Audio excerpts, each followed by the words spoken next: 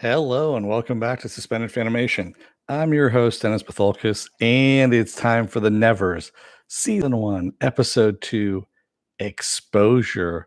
Welcome, everybody. Let me take care of some business first, and we'll get down to it. If you like what you see here, like, share, and subscribe. If you're still on the fence about subscribing, take a look at the video that pops up at the very end here. Basically, what YouTube does, takes the algorithms of all the stuff you've been watching and tries to match it as best as possible to one of the videos, my vast video library, and pops it up there just for you. And if you like what you see there, hit that subscribe button down below. Also, if you want to know when I'm going to be on live again next, you hit the bell down below. It's a 50-50 chance of YouTube actually notifying you. Best thing to do is go to suspendedfanimation.com. Take a look at the schedule up there. I have it, I switch it out every week. Tomorrow, hopefully, I'll switch it out there. Also, I have all the links to my social media, so Twitter, Instagram, and Patreon. No tiers set up on the Patreon, but very, very, very, very, very, very close. I've got 8 more people to subscribe to hit 1,000, and then I'm going to put some tiers up on there. That's my goal.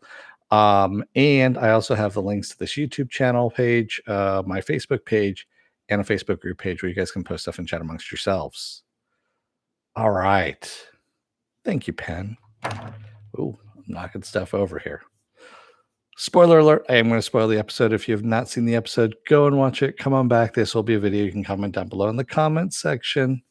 You ready? Are you ready for spoilers? Yes. Okay. Yeah. Okay. Yeah. All right.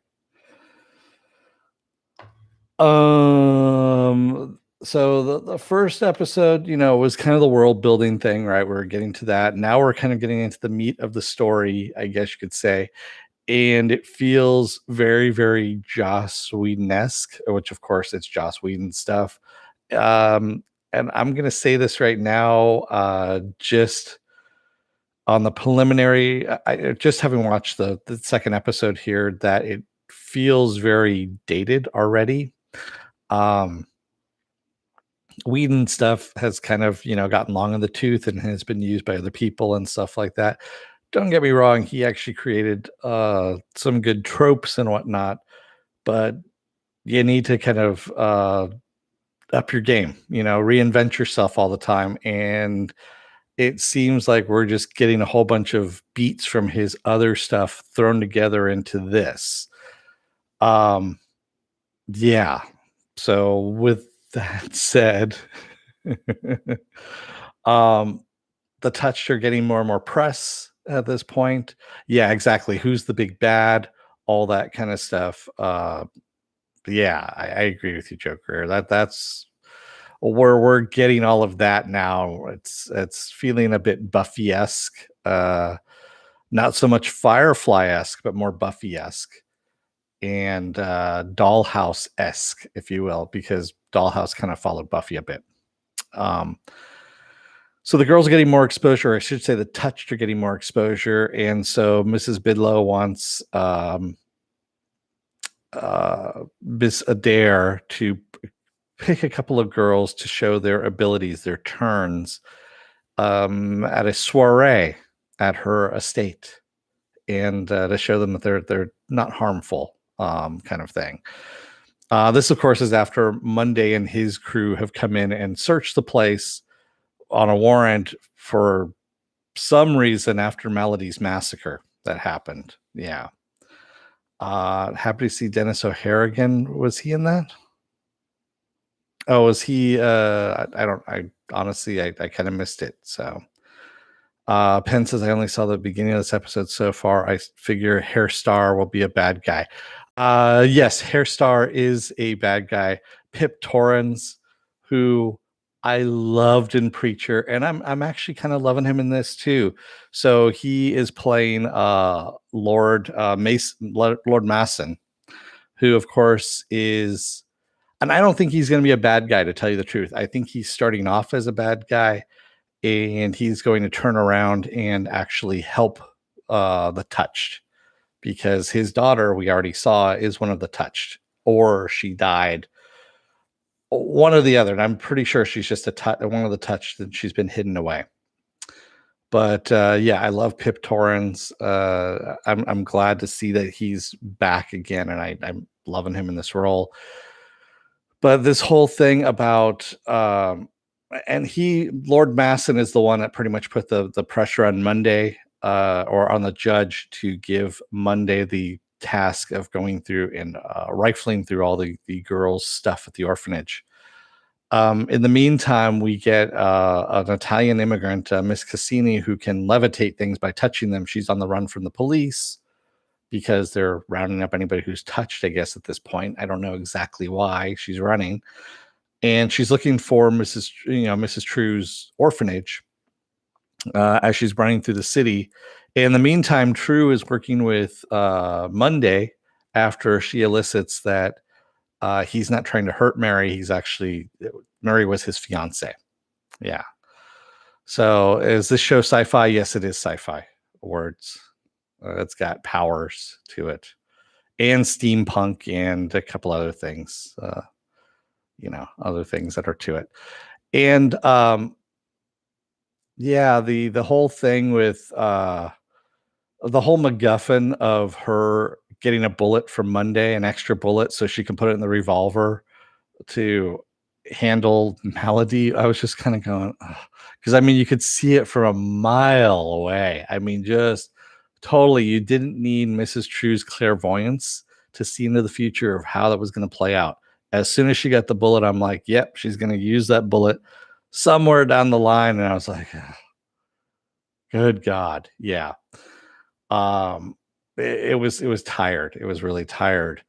Having Augie Bidlow, of course, having the ability to, I guess, inhabit a crow and fly around was interesting. And then the whole thing with Mrs. Bidlow saying, you shouldn't be going off with Miss Adair. One, people are talking, they're thinking that her ability is to persuade you in order to climb up the social ladder. And two, if you do get involved with her, she's of Irish descent and you can't have that. We can't have heirs being of Irish descent, is what she's saying. And so he kind of cuts her off and she goes away crying and, of course, gets caught by Malady and Malady's crew. Yeah. And yeah, it sets up the whole, you got to kill one or the other. You got to choose. And it's like, man, we've been doing this since Batman 1966. Can we just move away from that now? I mean, come up with something fresh. Seriously, just come up with something a little bit more fresh.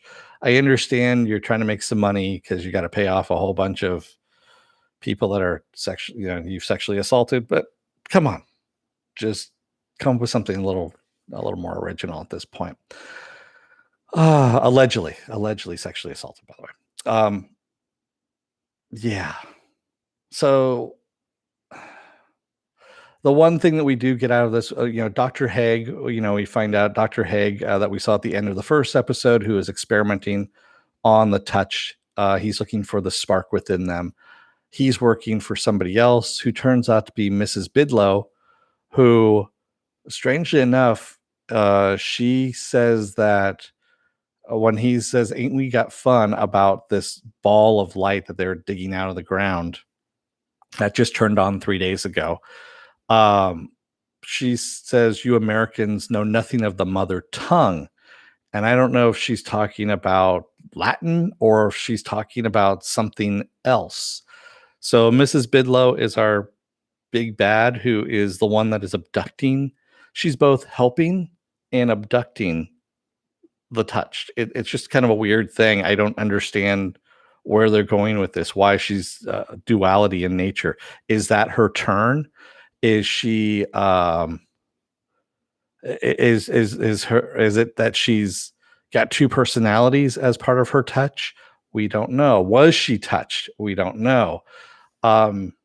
Yeah, and at one point, Mrs. True and Miss Adair actually say, "Isn't it kind of weird that Mrs. Bidlow funds the orphanage but is never here? She feels not at home here," and they kind of wonder about that aloud. And of course, then we find out why. So she can't be pro X. What's pro X? Joker. I don't get that meaning. Sorry. But yeah, that's kind of where we leave off on this. And Malady, I guess she got shot in the shoulder by Mrs. True. I don't know. Oh, Professor X. There you go. Professor, you left off an F. That's why. Professor X. Yeah. Yeah. So yeah, I'm hoping the series picks up a little bit and stops with some of the tired tropes and shows us something new. I mean, it's not bad, but it's kind of on the middle of the scale, shall we say, of shows for me on this at this far in. And of course, it's only 2 episodes in, so yeah. I think we only have 8 episodes, I believe, is what this season has. Something like that. Yeah. So, and I got a glimpse of next week's episode, which didn't really tell us much. It just had snippets of scenes, and they honestly were pretty vague as to what they were going with. So your guess is as good as mine. Yeah, as to what's happening. Sorry, I'd like to be a lot more, into it on that one, but I'm not. I don't know why. Just really not. So yeah, and again, like I said, I think Lord Maston's going to end up being the red herring in this one, and he's going to end up becoming a good guy and helping, whereas Mrs. Bidlow is going to take flight and become the full-fledged, big bad, if you will. At least that's my prediction for all of this. And of course, I forgot also Swan and the Ferryman Club, which are going public, and he wants to use the Bidlow name in order to basically sign all the deeds on the property.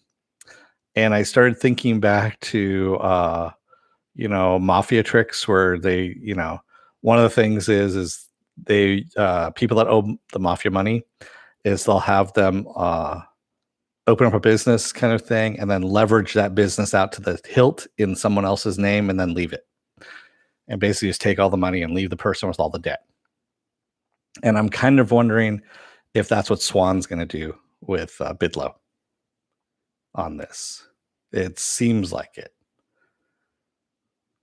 Carl M says, in other news, 8 more to go. You must be excited. Is there 8 more to go? I thought there was only 6 more to go. I thought there was only 8 episodes in this season, Carl. Are there 10?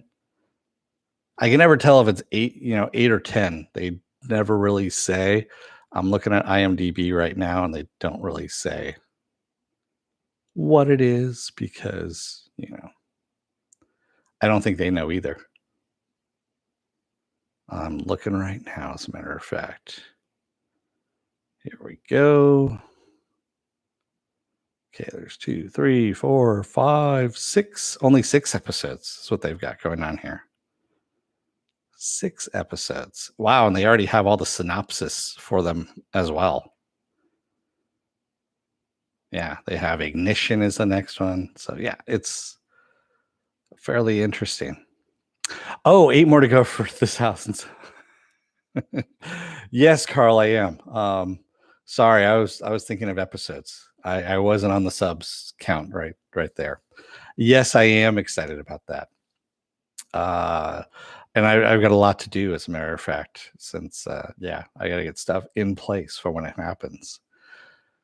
So, speaking of which, I'm gonna let you guys go for the night because this is gonna be a quickie on this one. Thank you to everybody who joined me tonight in the chat, and thank you if you made it this far in the video. If you're still on the fence about subscribing, take a look at the video that pops up here. Basically, YouTube takes all the algorithms of all the stuff you've been watching and tries to match it as best as possible. One of the videos in my vast video library and pops it up there just for you. And if you like what you see there, hit that subscribe button down below there. Also, if you can, hit that like button, the share button as well. And if you want to know when I'm going to be on live again next, go to suspendedfanimation.com. Take a look at the schedule I have up there. All the links to my social media are up there as well. And all the links to my pages are there as well. What else do I have coming out the rest of this week? Let's see. Tomorrow I'm off. Tuesday is going to be another episode of Is It Worth My Time? And this time around, it's going to be the HBO Europe series. Beforeigners is what it's called. It's a Norwegian series called Beforeigners, and yes, it is a sci-fi series. Wednesday and Thursday I'll be off. Friday will be the season finale of The Falcon and Winter Soldier. Saturday will be Saturday Morning Blast Off, where I take the genre news of the week and all the genre stuff you guys want to talk about. And then, of course, Sunday we come back to the doubleheader of Invincible and The Nevers. All right. Thanks, Carl. I'm glad you're enjoying what I do here. I enjoy what I do here. So that's why I keep doing it. Yeah, the minute I don't like it, that's when I stop doing it, kind of thing. So that's, yeah. And thank you, Penn, for putting that up there. All right. Well, I'm going to let you guys go for the night. Thank you, everybody. I will see you again on Tuesday for the Beforeigners. Until then, don't let the door hit your ass on the way out. Otherwise, you may be put in a life or death situation where you have to choose one or the other person that you love the best or want the best or the most or whatever. And it's a cliche, so just don't fall for it. Thanks, everybody. I will see you again on Tuesday. Until then, stay safe, be well, take care, wear those masks, and if you can, get those vaccines if you can get an appointment. Thanks, everybody. I will see you again on Tuesday. Until then, have a good rest of your night and good Monday. Thanks, everyone. Good night.